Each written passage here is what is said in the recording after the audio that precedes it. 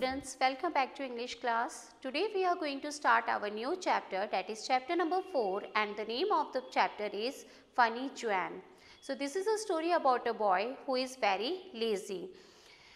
So let's continue this story with some beautiful slides. This is a story about a little boy Joanne who studied in class 4 and he was lying under a tamarind tree. What is meant by tamarind tree? Tamarind tree means imli ka ped. Suddenly he heard his mother, Joanne, where are you? Sleeping again? You are the laziest boy I have ever seen. You sleep the morning away while your father works hard in the field. What shall I do with you? So students, ये story किसकी है? एक Dwayne की है जो 4th class में पढ़ता था and he was a very lazy boy. तो उसकी मदर उसको ढूंढते हुए इमली के पेड़ के पास आती हैं और उसे लेटा हुआ पाकर क्या बोलती हैं कि तुम सबसे ज़्यादा लेजीस्ट बॉय, बहुत ज़्यादा आलसी हो. तुम सुबह सुबह सो रहे हो जबकि तुम्हारे पापा जो हैं खेत पे काम करने जा चुके हैं. What shall I do with you? मैं तुम्हारे साथ क्या करूँ? Joan got up, rubbed his eyes and stretched his arm lazily. Mother said, go to the market and buy some salt and 5 live crabs. Don't play on the way and come home quickly. Joanne took the money and was soon on his way. Reaching the market, he saw an old woman selling crabs. He picked up a long stick and poked at the crabs. Then what happened?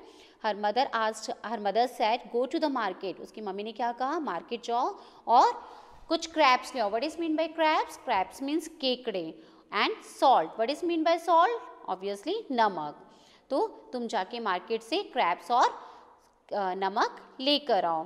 And don't play on the way. और रास्ते में मत खेलना, घर जल्दी आना. Dwayne ने क्या किया? पैसे लिया और वो मार्केट की तरफ चल दिया. और तभी उसने क्या देखा? एक वुमेन क्रैब्स सेल कर रही है, मतलब केकड़ों को बेच रही है. तो जोएन ने क्या किया? He picked up a long stick and poked at the crabs.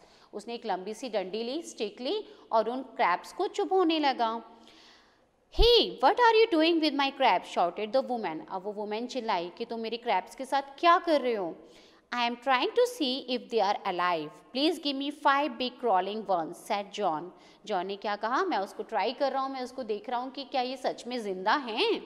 मुझे बड़े बड़े 5 क्रॉलिंग, मतलब क्रॉलिंग मीन्स रेंगते हुए केकड़े दे दो. After getting the crabs tied together, Joanne moved on to a man selling salt. Joanne said, if your salt is really salty, give them. With the crabs and a small bag of salt, Joanne started for home.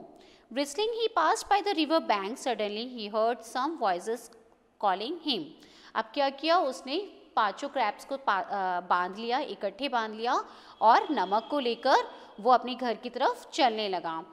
उसने नदी पार करी थी कि तभी उसको अपने दोस्तों की आवाज़ सुनाई दी. Joanne come play with us, isn't it a nice day to have fun. क्या कहा उन्होंने? चलो हम खेलते हैं.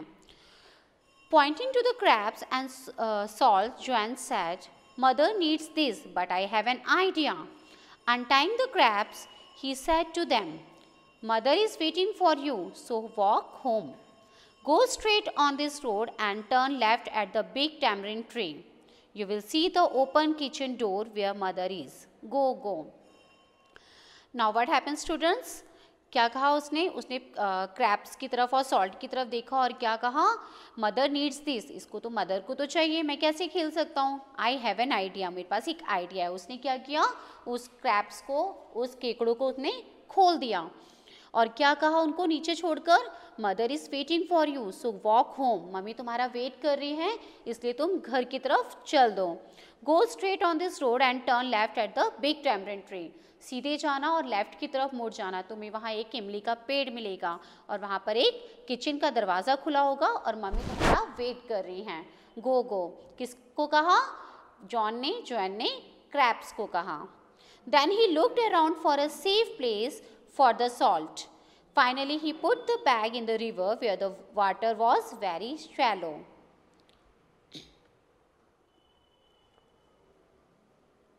Here he said to himself, now nobody will walk away with it. अब उसने क्या कहा? अब मैं सॉल्ट का क्या करूँ?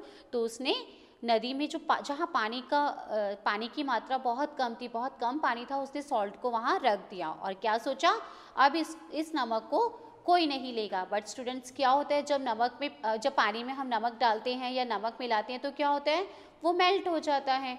तो क्या हुआ पानी में, वो सॉल्ट जो था मिल गया। In no time, Joan was with his friends playing and shouting to his heart's content. He remembered to go home only when the sun began to set. Joan's mother stood by the tamarind tree waiting for her lazy son. Seeing Joan, she shouted, "What have you to say?" Somebody stole the salt, explained Joan. Stole the salt? What do you mean? Yelled the angry mother. Then what happened? जब शाम हो गई तो John जो था अपने घर गया, तो वहाँ पर जो उसकी मदर जो थी टैमरिंड ट्री के पास वेट कर रही थी, अपने लेजी बॉय का वेट कर रही थी, और उनको देखकर उनको बहुत तेज गुस्सा आया और उन्होंने जॉन से पूछा, मैं तुम्हारा क्या करूँ? Then John said, somebody stole the salt. John ने क्या कहा, किसी ने नमक को चोरी कर लिया है। Then his mother asked, stole the salt? What do you mean? Well, said the Joan, I had kept it in a very safe place under the water, and when I went to fetch it, it just wasn't there. क्या कहा John ने कि मैंने उसको बहुत ही safe place में, बहुत ही सुरक्षित जगह पे रखा था। कहाँ पर? पानी के अंदर। और जब वो उसे लेने गया तो वहाँ पर नमक नहीं था। And what about the crabs?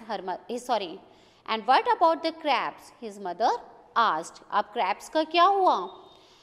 Didn't they come home? Well, I explained the directions to the house very clearly.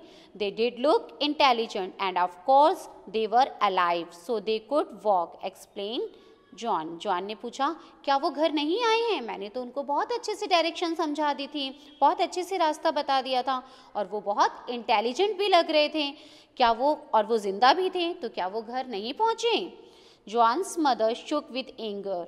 She couldn't say a word. She just turned her back and hurriedly went inside the kitchen, slamming the door behind her. Joan was left standing alone and wondering what had gone wrong. John की mummy को ये सुनकर बहुत गुस्सा आया और वो अपने किचन की तरफ चली गई और उन्होंने जोर से दरवाज़ा बंद कर लिया। पर जॉन वहाँ पे खड़ा रहा, उसको समझ में नहीं आया कि उससे क्या गलती हुई है। So students, I hope you all understood this chapter very well. Your homework is read the chapter, learn and write the hard words and word meanings in your notebook. Till then, bye.